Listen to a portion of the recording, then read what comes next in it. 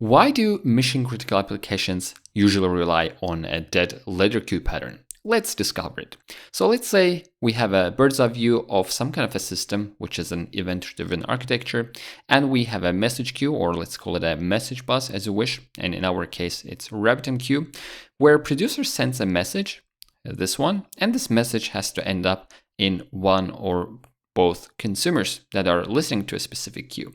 Now, there are some cases where a message can get rejected, let's say by a consumer. Let's say consumer has some kind of a logic and it says, if this message contains something, some number that it doesn't want, for example, or a value, the consumer is going to reject this message. Or the message can simply get expired. Let's say if it sits in the queue for too long, let's say for the whole day, then the message has to expire. And where does it go? Or do we just drop this message? As I said, in mission critical applications, this is not ideal. So we have to do something with this. Or let's say the queue max length has been exceeded, because every queue has some kind of a max length. So it's not just infinity. There has to be some limit. And if new messages come, let's say our limit is 1000, right? If we go above 1000, our queue is full and new messages are going to be dropped. Obviously, we don't want to drop them. We want to save them somewhere. And a dead letter queue is the place where you do that. Now, let's try to understand it a bit from a deeper perspective.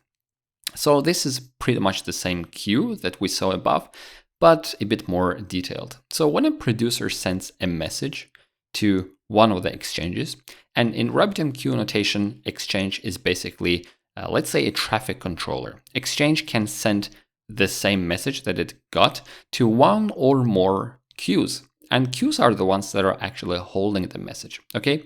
Then the queues can actually, or the messages from the queues can be redirected to one or both consumers. Let's say we have an online shop, and an online shop has two queues: inventory order created queue, where the created orders end up, and this is the usual notation, like with dot, and we have payment order created queue. So we have two queues, one for managing the inventory, another one for managing the payments, and we have two consumers. And the payments order queue, since it's more important and it's kind of mission critical, we want to make sure that we never miss a payment. It's going to be redirected to two consumers, okay? Now, since there are cases where a message can be rejected, or let's say expired, let's say one of the consumers, this one, is down, or actually both of the consumers are down, the pod is restarting in Kubernetes, or there's something faulty and none of the consumers are available in order to consume this specific message. And let's say the time to live has expired, so the message is going to be dropped, all right? And we don't want that. So what are we gonna do? This message is going to go to this exchange called order created exchange, DLX. DLX stands for a dead letter exchange, okay? Let me quickly tell you about another scenario where the message actually goes through to this consumer, but for some reason this consumer doesn't like this message, so it basically rejects it. So looking from the code, we will actually try to understand this code in a minute, but the rejection would look like this. Let's say a channel that we created, and we say .reject, and we send the message. Otherwise, we can actually acknowledge it like this. So in this case, we're going to reject this message. So the consumer sends this message back, and the queue or RabbitMQ is automatically going to take care of it by sending it again, as I said, to a dead letter queue. Then, or exchange rather, don't get me wrong, this is still an exchange, and then an exchange decides which queues to send it to, and it's going to send it to a payment order created queue, DLX. As you can see, the exchange and the payment are actually matching the name of the queue that rejected this, or where this message was rejected. So as you might already understand from this, every queue can have a separate DLX, or dead letter exchange. Actually, this is a typo. This shouldn't be DLX. This should be DLQ, dead letter queue, and this is the dead letter exchange, okay?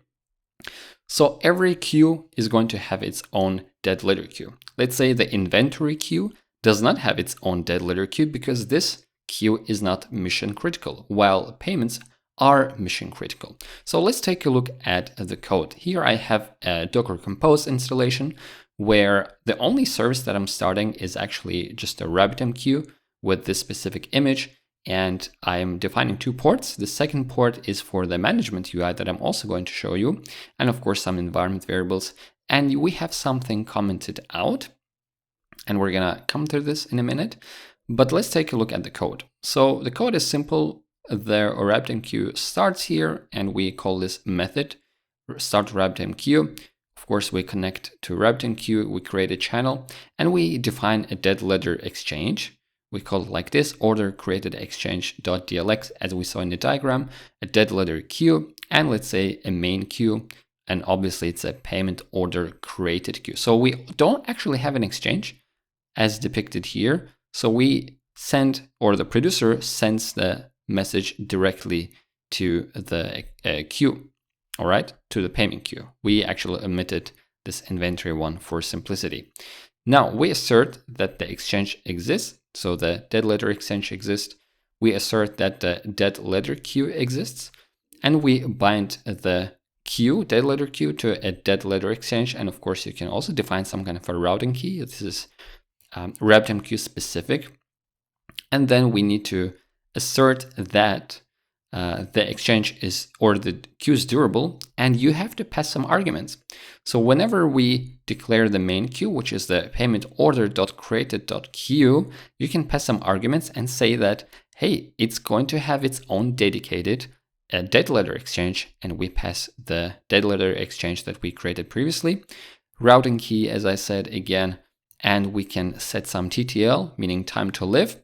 What this is basically this one. It defines when the messages get expired. Okay, this is optional, but I declared it for transparency. And now we're simply going to send the messages. So send to queue, we send it to our payment queue, and we send simply a string. So OK message, and we also send a fail message, literally 2 strings. And this is a consumer.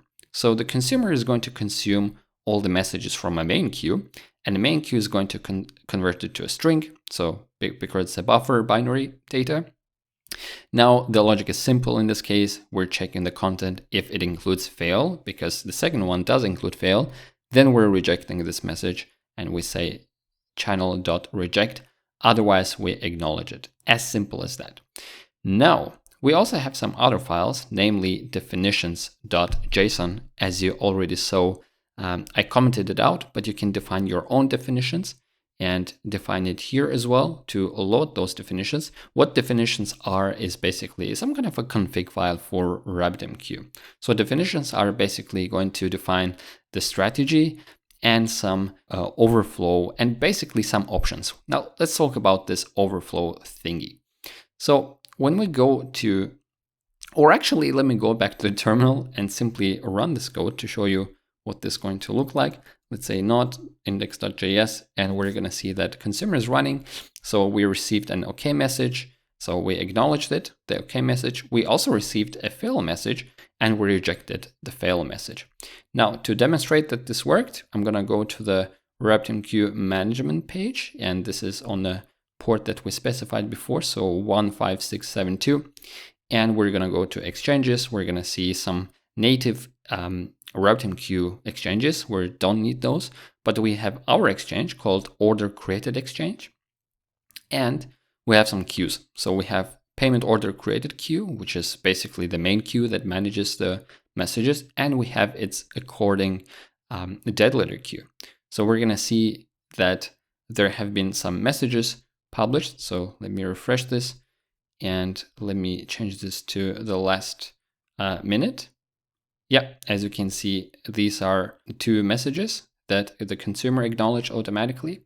And if we go back to the dead letter queue, we're going to see that we should see some last minute. It's probably already too late. We're going to go to the last 10 minutes, and we are seeing that there has been total of 4 messages, and one of them was our last test. Now, let's go back to the dashboard or Blackboard and discuss some important stuff. So what are the benefits at the end of the day of a dead letter queues? So you can better observe and better debug your messages that got lost. There will be always cases when your event-driven architecture malfunctions. So it's good to be able to see that a dead letter queue contains some errored messages, and you as a developer literally can open the RabbitMQ management UI and observe those messages, okay? Let's say you're a banking system, there will be at least 100 of messages in the dead letter queue every day and customers complaining, so you have to go there and debug them and maybe manually send them to the main queue again from after debugging. Let's say you have a script that adjusts some headers and then sends it to the main queue for post-processing. And of course, if you're a banking system, you don't want any message loss. So dead letter queues kind of prevent that. That's why they're important for mission critical applications. Let's also quickly talk about the downsides. So if you have a dead letter queue, you actually have to take care of this. If you leave it, it's pretty much a technical debt and it can crash your business. So there has to be at least one developer or one QA developer who will constantly check the dead letter queue. Also, it only works with unordered messages because the dead letter queue is looked into or processed by developers asynchronously, meaning your core business is still going to function. And this is maybe done in not core hours, but at the end of the day, let's say from 9 to 6, the core business is working, and the night shift, people who are working the night shift are actually trying to solve the customer issues, meaning the messages are going to be processed in an unordered way. So if you're processing messages in an ordered way, you can still use the dead letter queue, but I suggest you to research this topic and how to manage the fails in ordered messages. Also, it can mask some systematic issues. Let's say you actually have a bug and your messages are simply going to end up in a dead letter queue and you're going to fix them. But actually, it's better to fix the root cause, meaning the bug, instead of looking into the dead letter queue every day. Also, this is a safety net and it's not a retry mechanism, meaning if a message ends up in a dead letter queue, it's actually a very bad practice to put them back into the queue. I mean, you can still do that if you're sure that you've understand the problem and you fix the problem. You can again republish it to the main queue, but usually it's not recommended without thorough investigation. Also, you have to do the manual processing, meaning you're literally going to log in and look into the dead letter queue. And a bonus tip, Quorum queues. What are the Quorum queues? I can make a separate video about it. Just let me know down in the comments below. But one of the advantages of Quorum queues is that, let's say in a definitions JSON, we can specify a strategy called at least once, and it's specific to Quorum queues.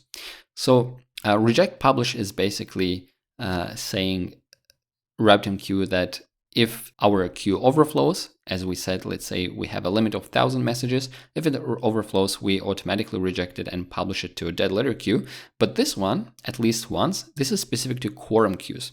And new versions of RabbitMQ have a Quorum queues, so let's call them QQ, versus the older versions that have classic queues. So Quorum queues are a more reliable way of basically making or reliable way version of your queues. Meaning, if we're using a classic queue, meaning the old way, the payment order created queue, so this queue might want to publish this message to a dead letter queue, or rather, wait, I made a mistake. It goes first to the exchange, and if the exchange or the further queue doesn't acknowledge that, this queue that published the message has no idea that actually the dead letter queue did not accept my message. But at least one option, this one, if we enable this, then Quorum queue kicks in and we make sure that the dead letter queue actually acknowledges that, hey, I received the message that you wanted to send me, and then the payment order queue then also admits that, hey, my message got successfully published. Anyway, I can make a separate video about this. Just let me know. And I hope you learned something today. If you did, smash like as always and subscribe for this kind of interesting videos. And I'm going to see you guys in the next one. Goodbye.